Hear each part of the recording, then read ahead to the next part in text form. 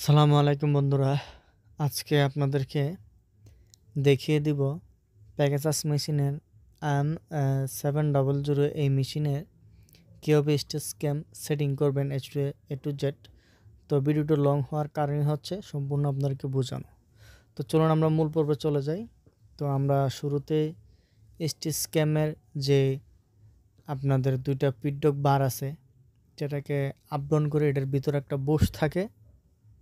তো আমরা সেই কাঙ্ক্ষিত বুশটাকে আমরা প্রথমে শুরুতে লাগিয়ে নেব। এখানে কিন্তু একটা দুইটা গ্রুপ আছে, গ্রুপের মধ্যে যেই গ্রুপটা সেই বারের ভিতরে ঢুকবে সেটা অবশ্যই আপনারা বুঝতে পারবেন, কারণ ওইটা ঢুকবে না, যে লেন্থে বড় ছোট আছে।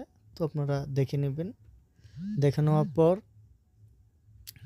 এরপর এবার আপনাদের সামনে যখন কাঙ্ক্ষিত যে এই যে স্টিচ ক্যাম্পটা আছে, এক সাইডে গ্রুপ আছে, তো এই গ্রুপটাই কিন্তু ওই গ্রুপে গিয়ে বসে যাবে। তো আমাদের আর চিন্তা করার কোনো কারণ নেই। যেটা স্টিচ ক্যামের মধ্যে যে গ্রুপটা আছে, এটাও কিন্তু সেম ক্যামের মধ্যে গ্রুপটা থাকবে। তো এই গ্রুপটা দিয়েই আমরা স্ক্রু টাইট দিয়ে দেব। তো স্ক্রুপটা গ্রুপে দিয়ে আমরা টাইট করে নেব। টাইট করে নেওয়ার সময় আমাদের খেয়াল রাখতে হবে যেন এখানে যে আপনাদের যে ফ্রন্টের যে পিডকটা আছে, পিডক বারটা আছে, এখানে দেখেন একটা কানেক্টিংয়ের মধ্যে বাজতেছে।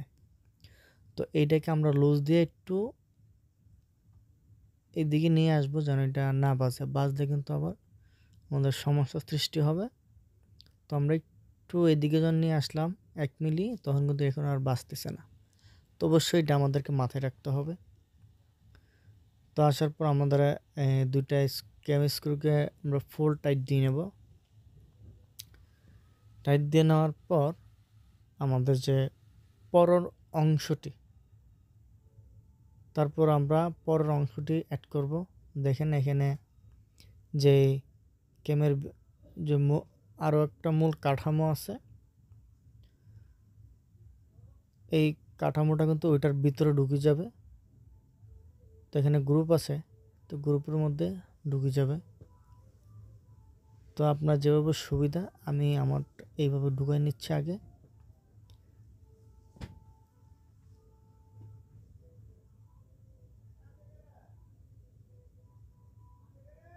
তো দেখুন আমি সম্পূর্ণ গ্রুপের মধ্যে ঢুকতে হবে। এই যে দেখেন ঢুকে গেছে।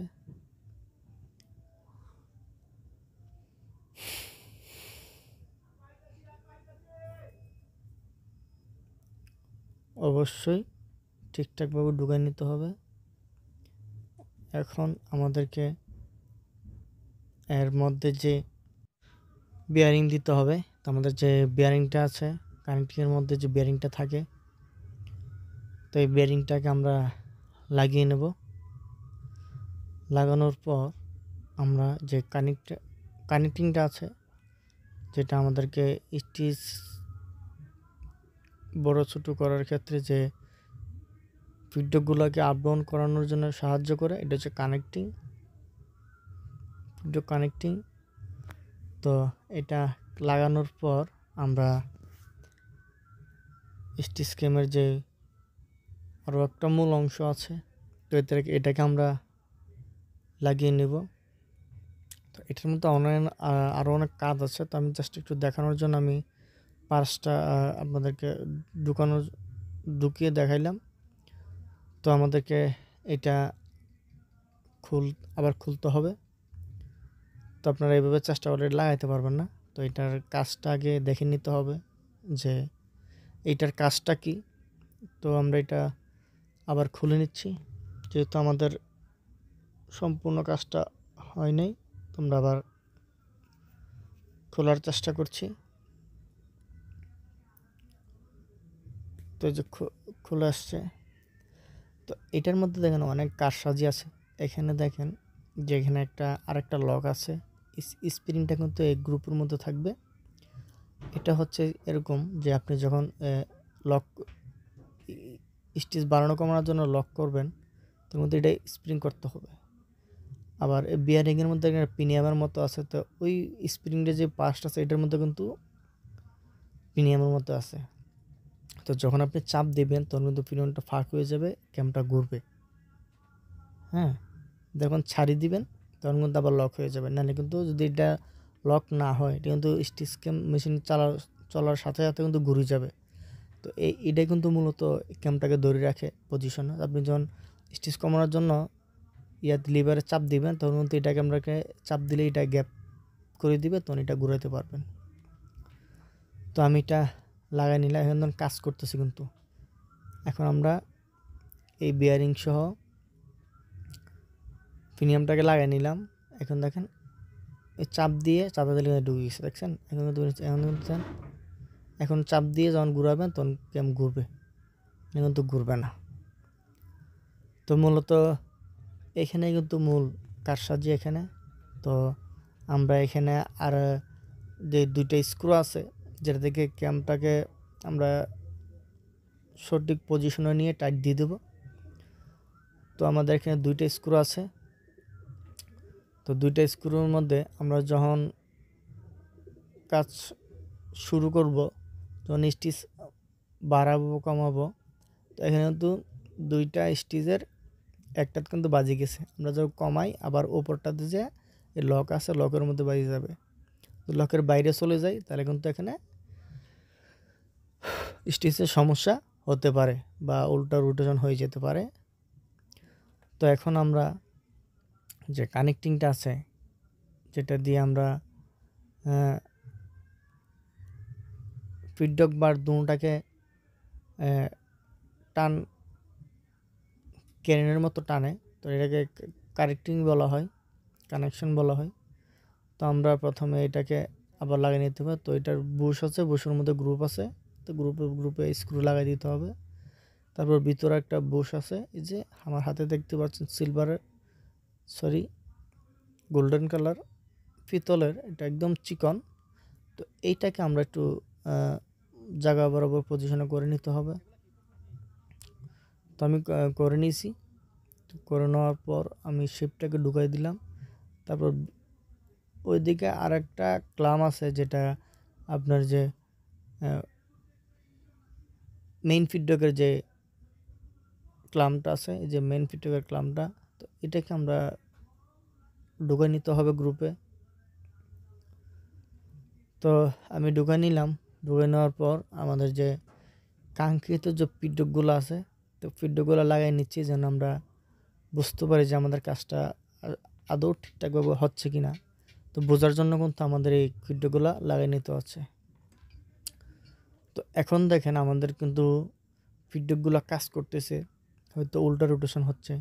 তো আপনারা দুইটা স্ক্যামের যে স্ক্রু আছে তো এটা দিয়ে আপনারা ঠিক করে নেবেন পজিশন। এখন দেখেন স্টিচ ক্যাম ঠিক পজিশনে কাজ করতেছে। তো এখন আমরা যে ফিডব্যাকের যে প্লেটের মধ্যে যে গ্যাপগুলো আছে এগুলো সমাধান করব। তো এইখানে দেখতে পাচ্ছেন ফিডব্যাকগুলোর মধ্যে এখন আমাদের ঠিকঠাক মতো কাজ করছে। তো ঠিকঠাক কাজ করছে, আমরা সঠিক পজিশনে নিয়ে আসবো ফিডব্যাক। আমাদের যতটুকু রাখার দরকার এতটুকুই রাখবো, নিয়ে আমরা সঠিক পজিশনে বসিয়ে দেব যেন আমাদের কাজ করতে সুবিধা হয়। বন্ধুরা, ভিডিওটি যদি ভালো লাগে অবশ্যই চ্যানেলটি সাবস্ক্রাইব করবেন এবং বেল আইকনটি বাজিয়ে দিবেন। তো এখন কিন্তু দেখতে পাচ্ছেন যে এখন ফিডব্যাক কিন্তু আমি স্ক্রুড্রাইভারতে গুঁতা দেওয়ার পর কিন্তু এটা চলে যাচ্ছে। তো আমি আমার যে ফিডব্যাকের যে কাজটা আছে আমি সম্পূর্ণ করে নিচ্ছি। তো আমাদের কাজ মোটামুটি শেষের দিকে। আমাদের কাজটাই মোটামুটি দেখেন কাজ করছে, ক্যামগুলো কাজ করছে, ফিডব্যাককে টানছে। তো আমরা পিছনের যে একটা ক্লাম আছে আমরা যেটাকে আমরা ফিডব্যাক কানেক্টিংয়ের মধ্যে অ্যাডজাস্ট করছি, তো এটা থেকে আমরা যে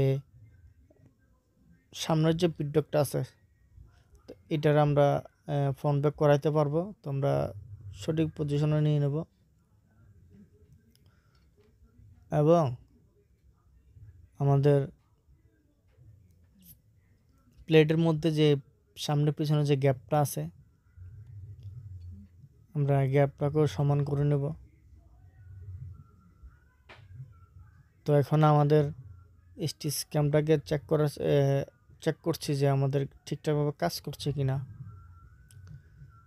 তো আপনাদের যতটুক দরকার আপনারা এতটুক রাখে তারপর ভিডিওকে টানটা করে ঠিক করে নেবেন। বন্ধুরা, ভিডিওটা ভালো লাগলে অবশ্যই চ্যানেলটা সাবস্ক্রাইব করে বেল আইকনটি বাজিয়ে দিবেন, কমেন্ট করে জানাবেন। তো আমি চেষ্টা করি আপনাদেরকে সম্পূর্ণ ভালোভাবে বোঝানোর জন্য। তো যদি ভালো লাগে অবশ্যই আমাদের সাথে থাকবেন। তো আমাদের কাজ মোটামুটি সম্পূর্ণ শেষের দিকে হয়ে আসছে। তো আমাদের কাজ মোটামুটি শেষের দিকে। তো এখন আমরা আমাদের যে বাকি পার্টসগুলো আছে আমাদের থ্রেড রিলে স্ক্যাম এবং উপরে যে থ্রেড স্ট্যান্ডগুলো আছে সেগুলো আমরা সম্পূর্ণ লাগিয়ে নেওয়ার চেষ্টা করছি।